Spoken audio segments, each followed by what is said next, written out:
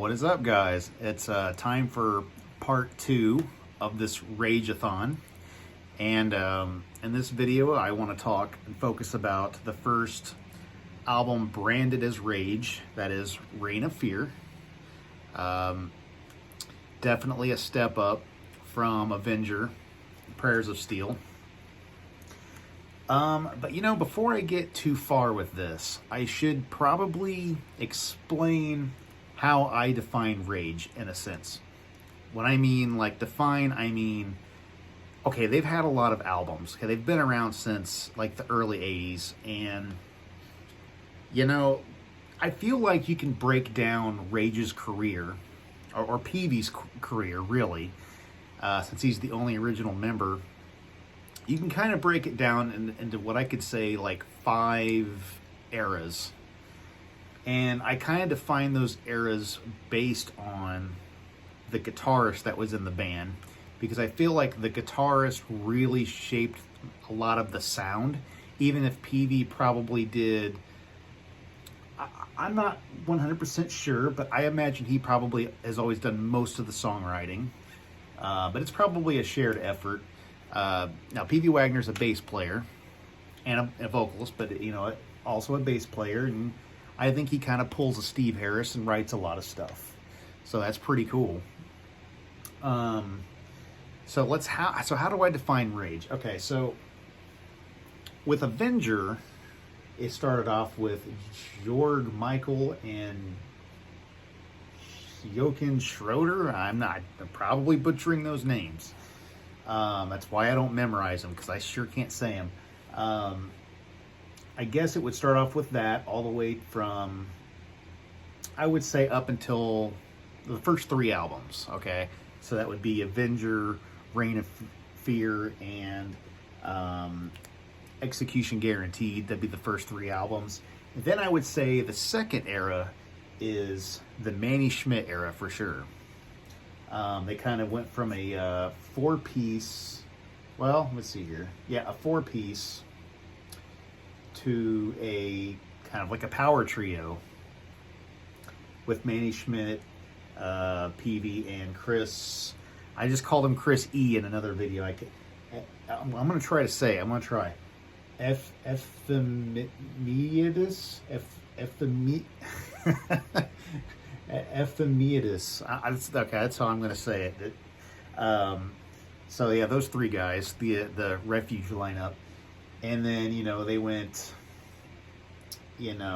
until from Perfect Man to Missing Link. So that's a good handful of albums right there. And then now we enter Sven Fischer in 1993 through 99. He played on 10 Years of Rage. And then they continued on with another good batch of studio albums, and also Chris's brother with the weird last name that I can't say, Spiros, also joined in 94 and played along with Sven Fischer. And they did great albums like Black in Mind. A lot of the Lingua Mortis albums with the orchestra, that was part of that era as well. Of course, that orchestra would come back later on and off. But then after that, we enter Victor Smolsky, which I believe he started on Welcome to the Other Side and played all the way until the album 21. And this is, Victor is a fantastic guitarist, one of the best I've probably ever heard, but he never really was my top favorite, but he is amazing. There's a lot of great albums. That was a long run with Victor. I mean, a very, very long run, the longest run, actually. Yeah, because he was in it from 1999 to 2015. From what I understand is Peevee didn't like where it was going. I guess what I'm kind of getting is that Victor kind of started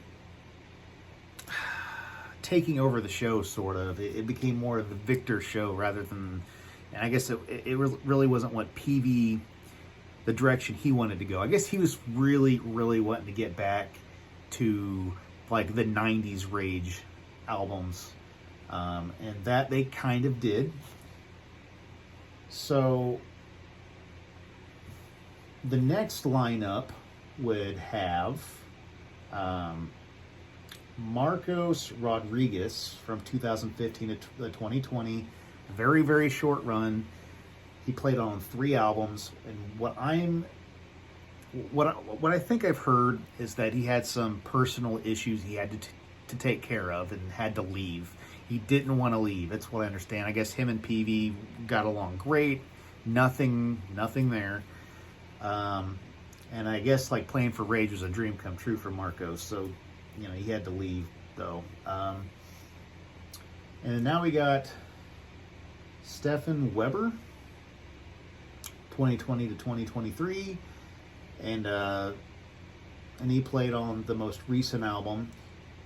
So I do kind of consider 2015 to now as one era. I would call, okay, so you've got first 3 albums as one era, then Manny Schmidt as the second era, Sven Fischer as the third era, Victor Smolsky as the fourth era, and then you got really everything post Victor Smolsky as another era, as far as I'm concerned.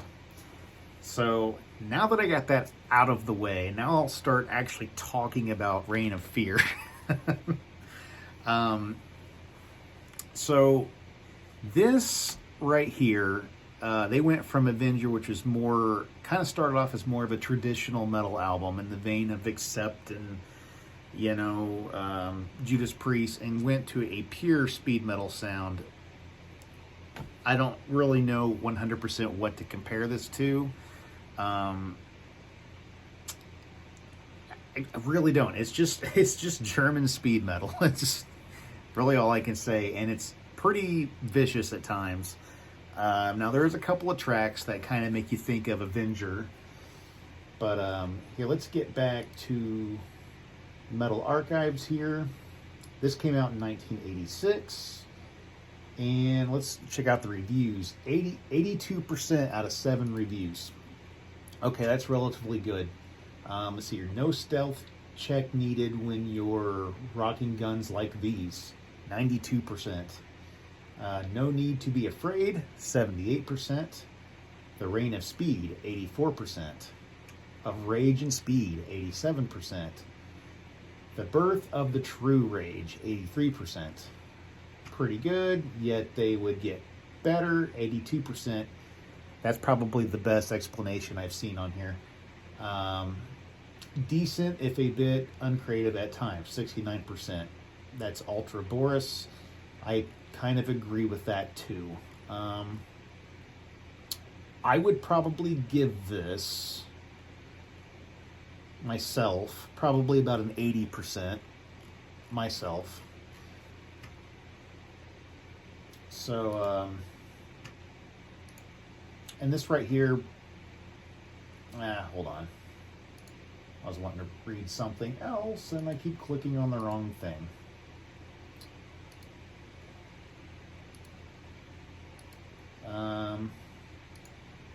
So the lineup here is the exact same as it was with Avenger. So this is definitely the same guys, just stepping it up. Now let's talk about the tracks on here. Scared to Death, Deceiver, Reign of Fear, Hand of Glory, Raw Energy, Echoes of Evil, Chase Flesh, Suicide, Machinery, and The Scaffold. Okay, so let's break these tracks down. The tracks that I really like, this album to me starts off with a bang. I mean, this starts off so good that I could almost give this 100% if it just kept that good. 2 of the best speed metal songs ever, just totally fun. Scared to Death is awesome. It's nothing super fancy. It's just freaking fun. The song Deceiver is even faster and probably the fastest thing on here. I mean, it's absolute freaking chaos. I love it. I love it. Man, everything, the guitars, the guitar sound, I actually really like on these tracks. Peavy's voice, it's the same, just clean, shrieking, and high voice that he had in Avenger, only just, just more intense on this one. He even kind of goes from time to time, even into like a little bit of just a vicious rasp on these screams, like the very beginning of Deceiver, it's just him like a blood-curdling scream, it's just so cool. But then like tracks like Reign of Fear, I think are okay. They don't really keep the adrenaline going the same direction. After you start off with 2 tracks like Scared to Death and Deceiver, it's kind of hard to slow it down from there, because you've really started us off on a high note. But it's good. Hand of Glory is good. Kind of feels the same to me, like it started off so good. These next 2 tracks just don't feel quite the same. Raw Energy, and the funny thing is, it's called Raw Energy, and it's the slowest song on here. It's a little more like your typical Avenger song, so it's okay. It's just okay. Nothing wrong with it, really. Then Echoes of Evil. Echoes of Evil is probably the next best thing to the first 2 tracks. I freaking love that one. Just absolute fun. Kind of in the exact same vein as the first 2 tracks. I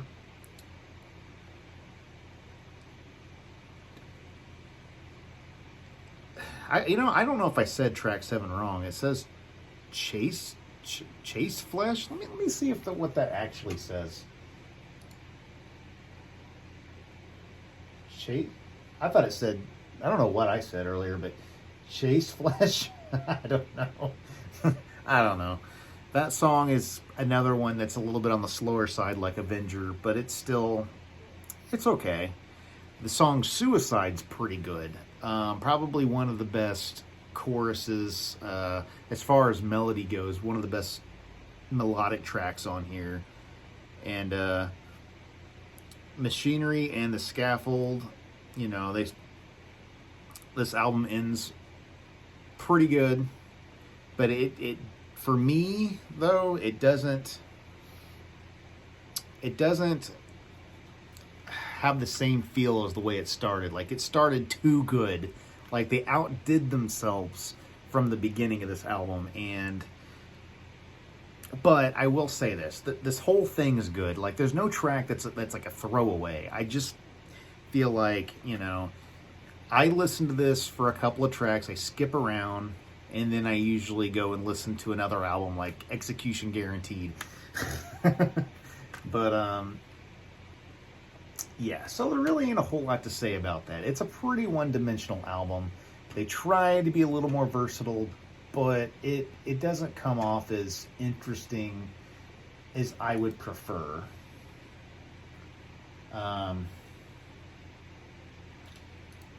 But let's go back to Rage's page here. So yeah, so officially Rage, as Rage, formed in '86, and they're still around today, which is pretty cool. So I don't really know what else to say about this one other than I like it. It's a step up, but it gets better and better. Like, they're just definitely figuring it out as they go. But anyway, if you like this video, like, subscribe, stay metal. We'll talk about some more Rage in the future. Till next time.